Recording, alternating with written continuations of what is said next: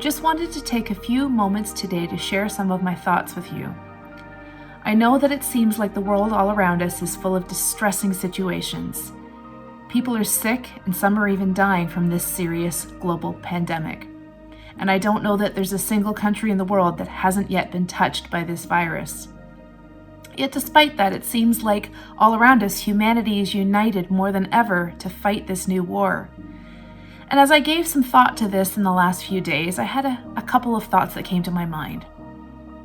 The first is how much our life has actually changed in such a short period of time. Things that we believed were so important to our day-to-day lives have been stripped away from us.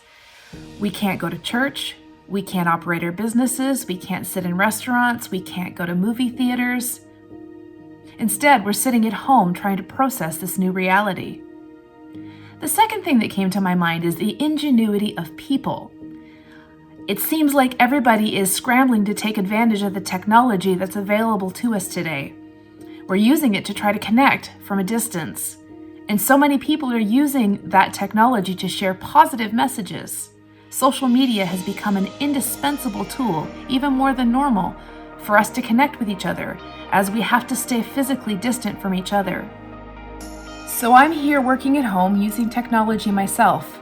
In the midst of all this craziness, I find myself grateful for the small things. I have my family, I have food, I have a home, I even have toilet paper.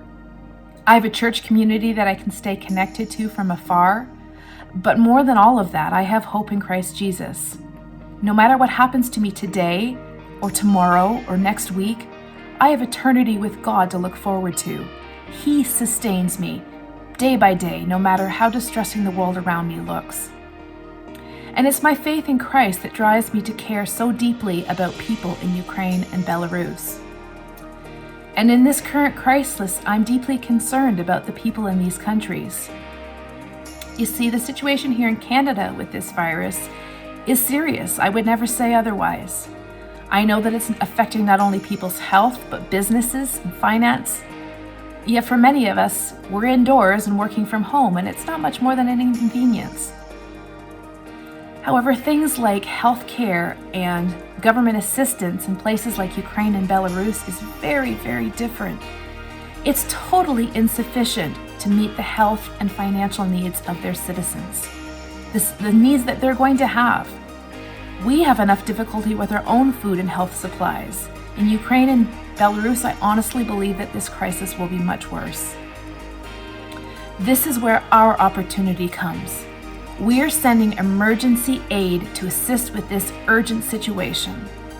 We have partners in these countries who will be able to purchase some food and other necessary supplies, and they'll make it available to those in their local communities that need it. We want to help as many people as we can through this crisis. We can all be a light in this dark situation. Please take a moment today and consider someone who doesn't have the same access to help that you do. Please visit our website at mpiconnect.org to help us with this urgent need.